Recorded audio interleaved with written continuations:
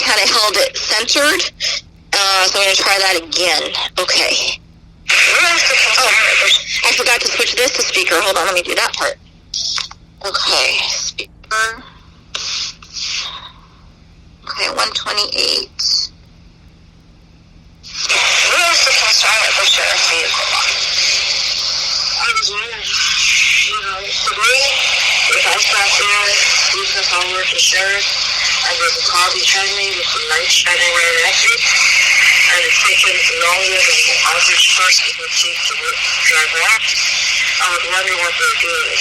So that's why, shined at him. It was just the headlights automatically come on like they do. I know. Especially with that naked model, which I'm sure police are familiar with. I know. The camera off, people behind me, they turn on their lights, it's blinding. Blinding? That never happened to you? The high beams were not on. He was putting me in a parking lot at a restaurant. So I was parked there before he was. So he saw that he was parked and chose to park there as close to the door as I parked there. He was maybe was still inside. So he was probably just waiting for his buddy. His car was on when we first came out of the Applebee's. His car was already on. Yeah, I'm liking that first. But why would you even think that he was looking at my license plate? Because I sat right next to him. I mean, it's punching something computer, but it might be something else, but that's how they do it. They run license plate. That's how they do for a number of things, honestly. They only just check a license plate. What was he drinking? He wasn't drunk. He was in a restaurant that serves alcohol in the dark. He drank a couple of beers, so what? And then I was the passenger, not the driver. After the show, but maybe he did not know that this person had to drive his car home.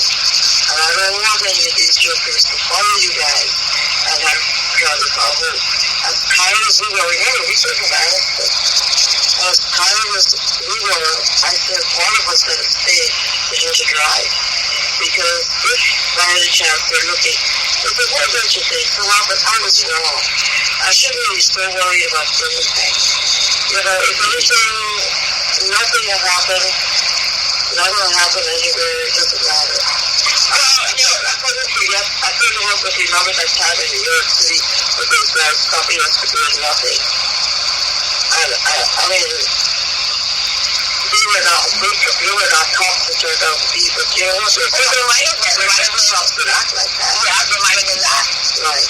So, I mean, the cops here to do things for a lot of my patients. Chuck is touring now. Chuck, you're the one that stopped and told me you thought that sheriff was waiting for me. Why did you say that? Because he was waiting for you to pull out. He was being courteous. He did not need me to pull out in order to get him to get out. You were teaching. So you're wrong. Okay, I was wrong.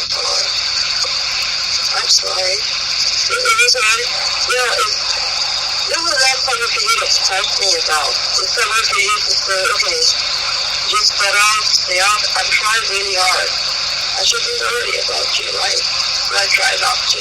That's something that remarks about it. I mean, he was not pleasant about it at all. There was an argument, so there were so much rules that were perfectly correct. Let's see what we were doing.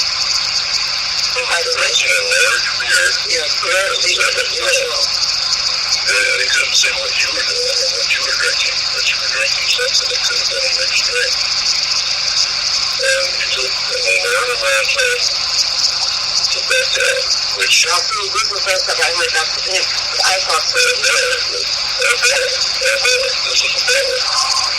And this is Applebee's is a restaurant that also serves alcohol. It's better.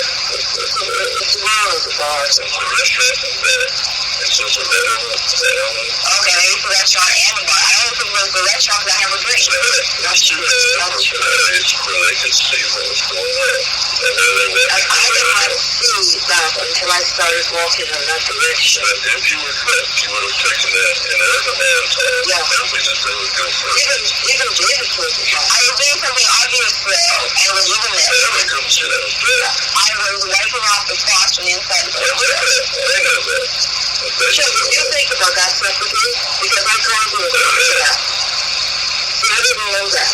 I was afraid. I got stuck to this person. It should be very curious to see how you, whether you would have that and you go first.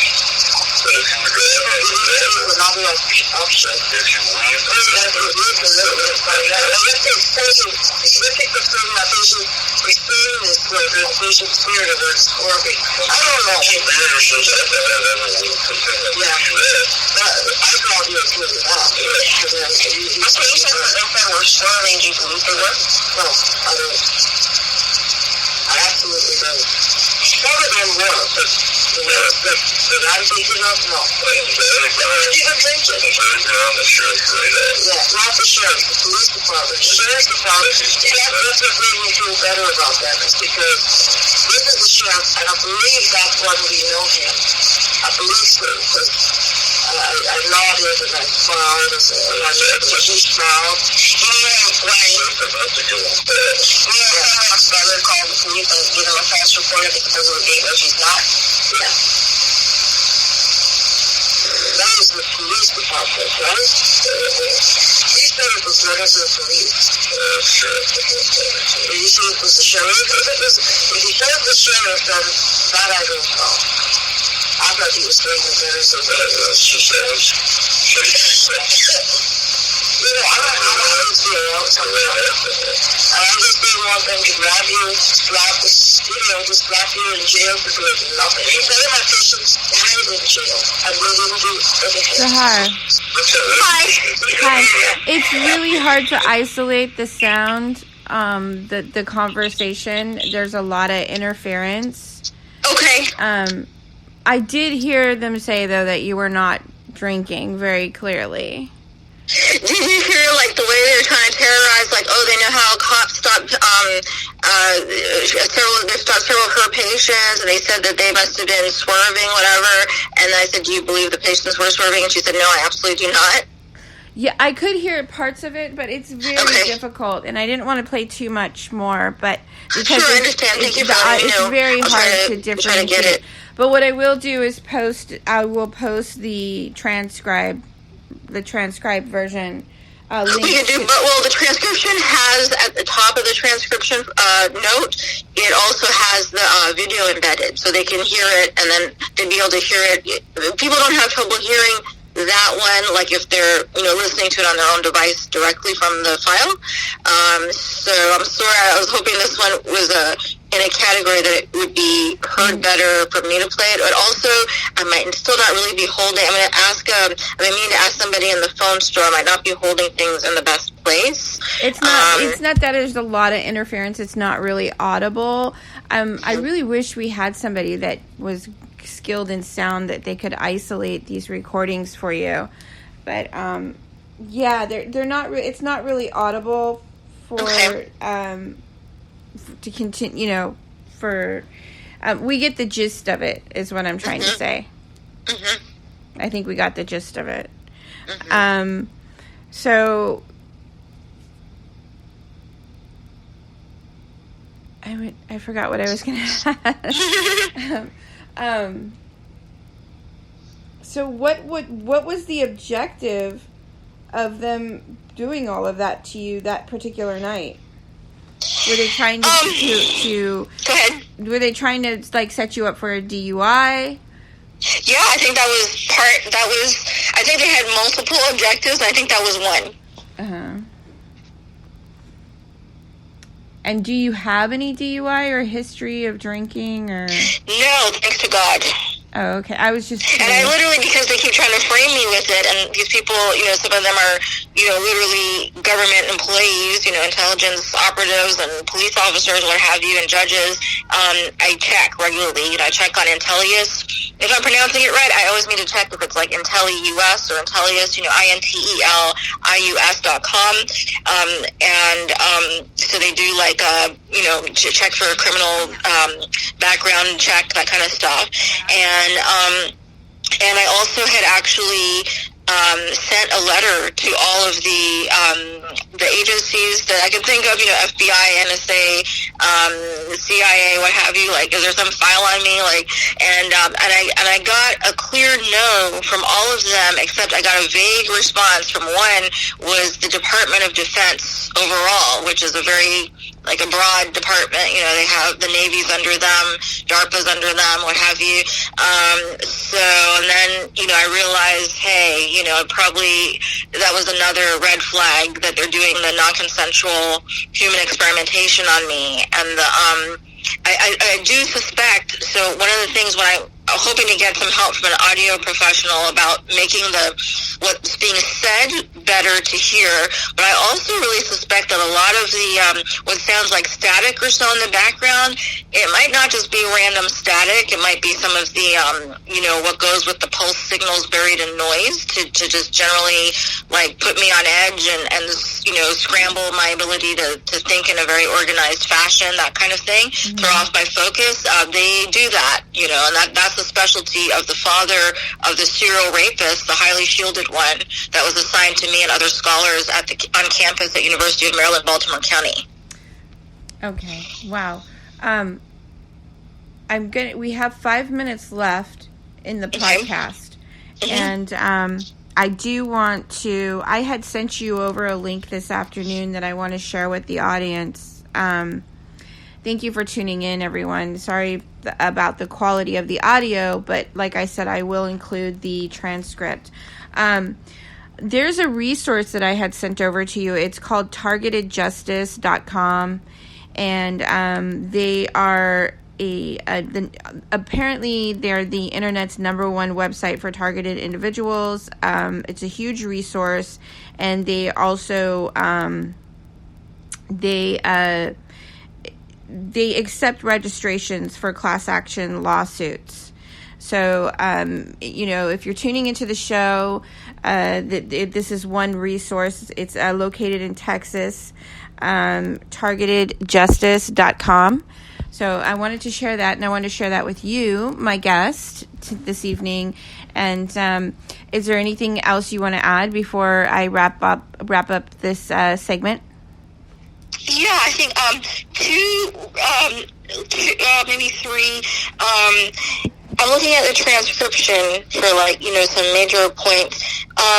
One, this part did play. I'm hoping it was audible enough. Did you hear? It was pretty early on in the audio, that audio section, and actually I did start it from pretty much the beginning of when there was stuff to hear besides my narration.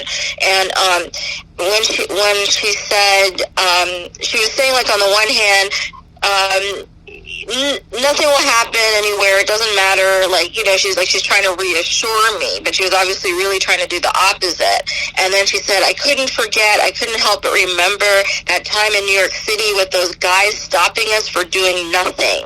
And I mean, they were not cops, it turned out to be, but and I said, oh, they might have been. And then she said, yeah, well, there might be cops that act like that, etc. Did you hear that part? Because that was making reference to when a pair of men who at least represented themselves as NYPD officers stopped us and were apparently setting up to frame us, and apparently that was for a further setup to be able to assault us with impunity. Like, sexual assaults, I think, is what they were gearing up for.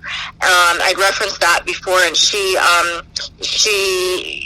and I played in a previous part, I played a file where she went into more detail about that. She was saying that she had a bodyguard on the visit to New York. She was working for CDC, Centers for Disease Control and Prevention, but before the P was in the name at that time. And I was just a teenager then. I'd already been assaulted at University of Maryland. I was soon going to be transferring into NYU. And so that would be, I was like 19 at that time. And so she said that her bodyguard was an off-duty NYPD officer, and he said, yeah, that was not a legitimate, pulling over of us. Now, it doesn't really answer the question, though, whether they were, masquerading all together to pretend to be NYPD officers, or they might have been NYPD officers looking to do something under color of authority, something that's not legal, but they're flashing their badges and stuff to, stop stop someone and, to see if they can, get away with a sexual assault or something. Definitely, it's an issue. It's a huge issue in